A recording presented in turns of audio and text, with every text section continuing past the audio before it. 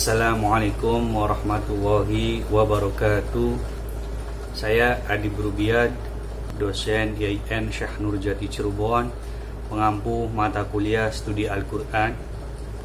Dalam pertemuan ketiga ini, mari kita simak presentasi dari kelompok pertama, mahasiswa Fakultas Tarbiyah, jurusan Bahasa Inggris semester pertama, dengan tema Sejarah Kodifikasi dan Pengumpulan Al-Quran dalam video berikut ini.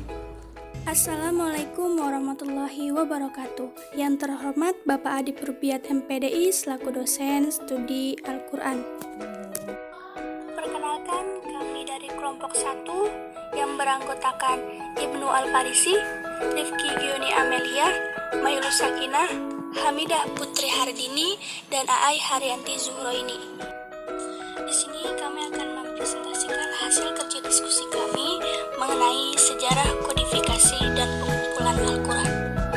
Pengertian pengumpulan atau kodifikasi Al-Quran.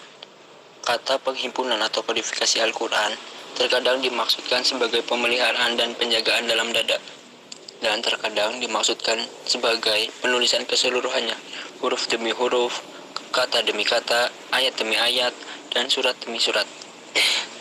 Sejarah kodifikasi Al-Quran. Al-Quran diturunkan Allah dalam bentuk lisan. Pada masa pemerintahan Abu Bakar, seluruh ayat Al-Quran dijadikan dalam satu buku. Pada masa pemerintahan Utsman bin Affan, Islam telah menyebar ke berbagai negeri, seperti Kufah, Yazaitun, Syria, dan lain-lain. Al-Quran yang dibacakan oleh Rasulullah SAW terdiri dari 7 dialog, yaitu dialog suku Quraisy, Huzail, Thaqif, Hawazin, Kinanah, Tamim, dan Yamen.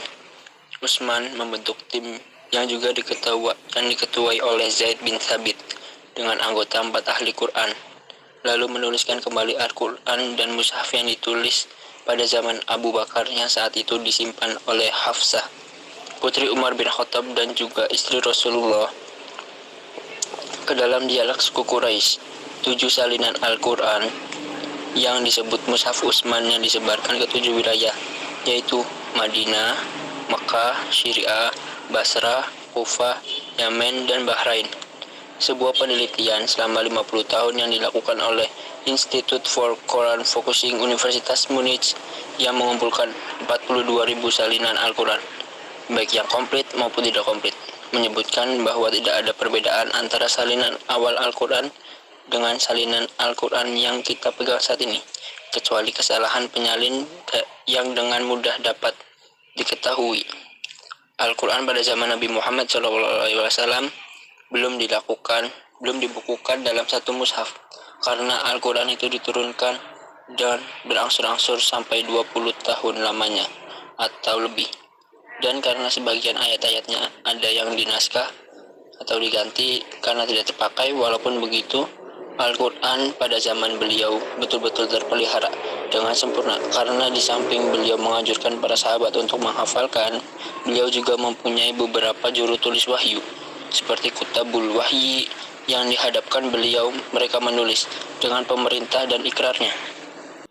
Di waktu pada Kutabul Wahyu ini adalah orang-orang yang terkenal tinggi amanahnya, sempurna agamanya, unggul akal dan ketelitiannya, dan di samping itu mereka juga pandai pada bidang tulis-menulis. Yang masyhur di antara mereka adalah Abu Bakar As-Siddiq, Umar bin Khattab, Utsman bin Affan, Ali bin Abi Thalib, Muawiyah bin Abi Sufyan, Abu Sufyan ibni Sa'id bin Asyib bin Ummi, Ubay bin Ka'bah, Sa'id bin Thabit, Surahbil bin Hasanah, Abdullah ibni Rawah, Ammar bin Asyih, Abdullah ibnu Arqam As-Suri, dan Hadalah ibni Rabi' al-Sadati. Periode kodifikasi Al-Quran. Periode Rasulullah SAW, Al-Quran selain dihafal dan difahami isinya, juga ditulis waktu Rasulullah masih hidup. Periode Khalifah Abu Bakar As-Siddiq, sahabat Zaid bin Thabit selaku sekretaris Al-Quran pada masa Rasulullah menjadi ketua lajnah atau panitia. Sebab-sebab dipilihnya Zaid dalam tugas pengumpulan Al-Quran antara lain: A. Zaid termasuk tahfiz Al-Qur'an. B. Zaid termasuk penulis wahyu untuk Rasulullah. C. Zaid adalah seorang yang cerdas, wara, berakhlak mulia, teguh pada agama, dan menjunjung tinggi amanat. Selanjutnya, tugas Zaid bin Thabit berpegang teguh pada beberapa hal. Sebagai penulis Al-Quran, beliau ditugasi beberapa hal. Yang pertama, ayat-ayat yang ditulis di hadapan Rasulullah dan disimpan di rumah beliau. Pada saat wahyu diturunkan, Zaid bin Thabit ditugaskan untuk menulis ayat-ayat tersebut dan juga disimpan di rumah Rasulullah. Yang kedua, ayat-ayat yang dihafalkan oleh para sahabat dan hafiz Al-Quran itu juga ditulis dari para sahabat-sahabat yang sudah menghafal terlebih dahulu. Tidak menerima sesuatu dari yang ditulis sebelum disaksikan atau disetujui oleh dua orang saksi bahwa ia pernah ditulis di hadapan Rasulullah. Beliau juga orang yang sangat cerdas. Jadi untuk meyakinkan orang-orang bahwa Zaid bin Thabit tidak mengarang dalam menulis wahyu, karena beliau mengharuskan ada dua orang saksi bahwasanya dia telah menulis wahyu Al-Quran ini dengan benar. Selanjutnya, periode Khalifah Utsman bin Affan.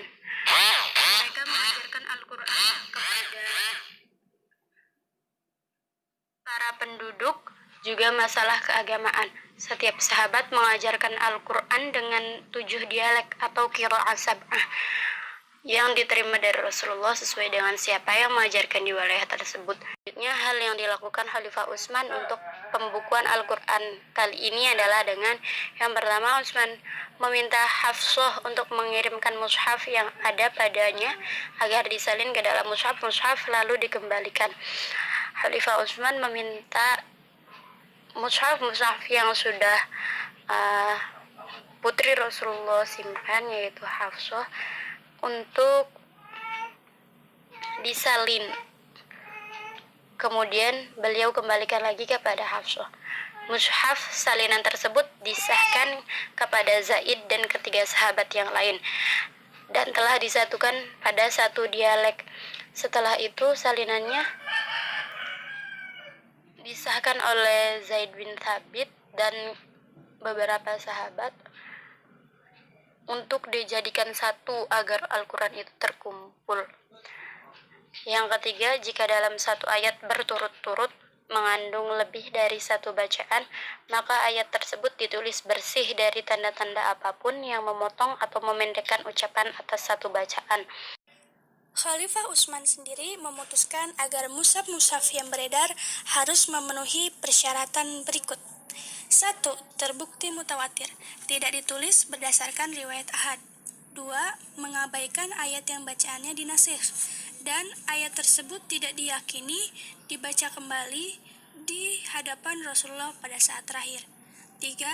Kronologi surat dan ayat yang dikenal sekarang ini berbeda dengan mushaf Abu Bakar yang susunan suratnya berbeda dengan mushaf Utsmani. 4.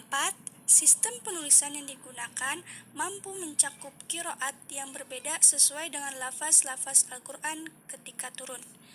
Semua yang bukan termasuk Al-Quran dihilangkan. Perbedaan periode kodifikasi Al-Quran. Periode Khalifah Abu Bakar. A. Motivasi penulisannya adalah adanya kekhawatiran akan hilangnya Al-Quran bersamaan dengan hilangnya para penghafalnya. B. Dilakukan dengan mengumpulkan tulisan-tulisan Al-Quran yang terpencar-pencar pada pelepah kurma, kulit, tulang, dan sebagainya. C. Tetap memperlakukan 7 qiraat atau yang berarti keragaman tulisan atau bacaan. D. Pengumpulan hanya berdasarkan pada urutan ayat. Periode Khalifah Utsman. A. Motivasi penulisannya karena terjadinya banyak perselisihan di dalam cara membaca Al-Quran qiraat. B. Memberlakukan satu qiraat yang berarti keseragaman tulisan atau bacaan. C. Pengumpulan berdasar pada urutan ayat dan surat. Penulisan Al-Quran setelah masa Khalifah. Mushaf yang ditulis atau perintah Khalifah Utsman tidak memiliki harkat dan tanpa titik, sehingga dapat dibaca dengan salah satu qiraat yang 7. Ulama sepakat bahwa Al-Quran ini diturunkan dengan 7 macam bentuk bacaan. Pada zaman Nabi Muhammad SAW, beliau membaca Al-Quran dengan 7 bentuk bacaan tersebut. Namun tidak semuanya para sahabat belajar 7 bacaan itu kepada Nabi Muhammad SAW. Melainkan ada yang hanya belajar 1 bentuk bacaan, ada yang 2 bentuk bacaan, dan ada yang lebih dari itu. Baik, cukup sekian yang dapat kami sampaikan. Kurang lebihnya mohon maaf. Akhirul kalam. Wassalamualaikum warahmatullahi wabarakatuh.